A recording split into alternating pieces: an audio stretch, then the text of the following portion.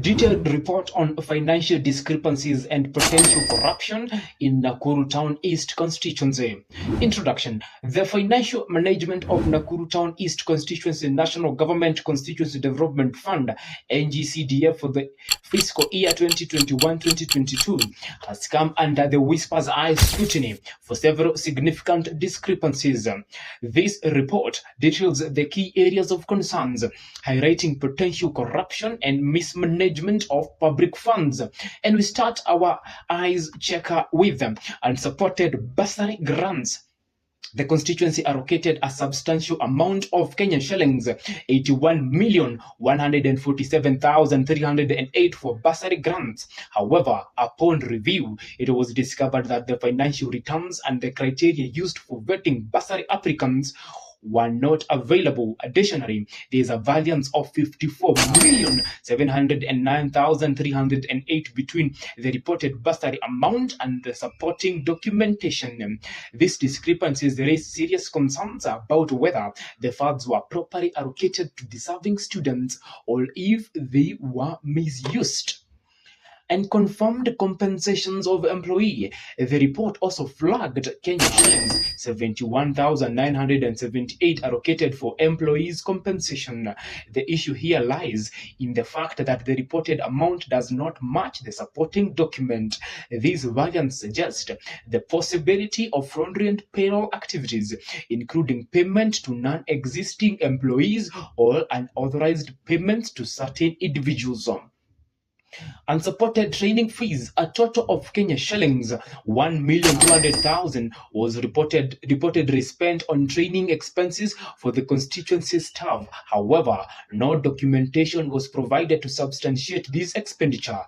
This absence of relevant record raises suspicions that these funds may not have been used for the intended purpose of employee training.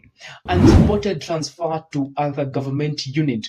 The constituency financial report shows that Kenya shillings 81,502,625 was transferred to other government units. However, the allocation lacks necessary procurement and expenditure records, including large sums intended for construction project and purchases. This lack of documentation raises concerns about possible corruption in the contracting and the procurement process, suggesting that the funds may have been diverted or misused. Unsupported sports project expenditure.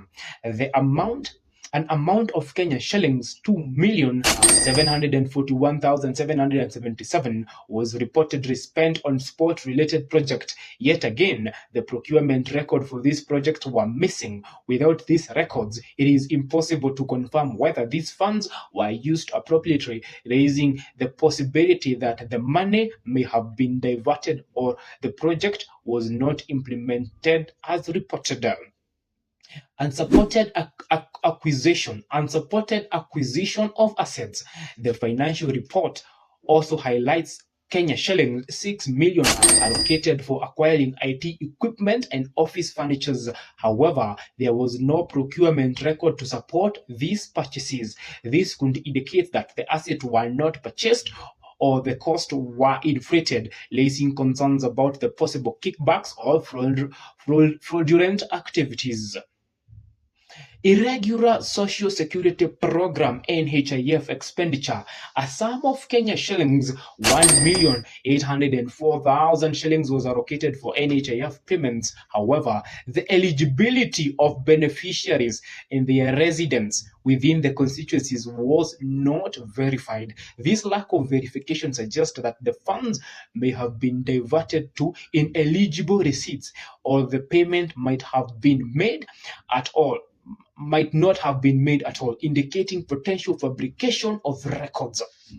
Irregular emergency project expenditure. The constituency spent Kenya shillings 6,965,750 on emergency project. However, these funds were used for non-emergency project without proper procurement documentation. This misclarification of expenses as emergencies could have been a deliberate attempt to bypass standard procedures, enabling the misuse of funds.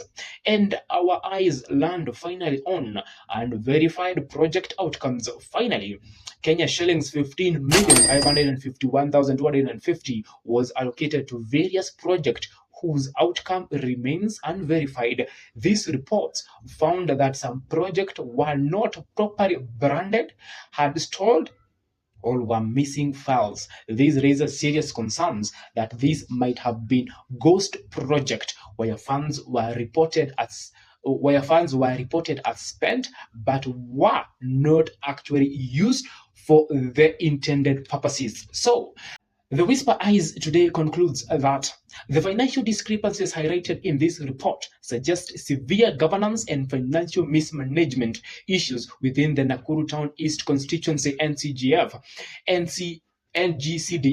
The total amount in question is substantial, and the cumulative evidence points to a high likelihood of corruption involving the misallocation, embezzlement, and possible fraudulent activities. These issues demand urgent and thorough investigation, along with stringent accountability measures to safeguard public funds and ensure transparency in the use of NG-CDF resources. This is Whispers.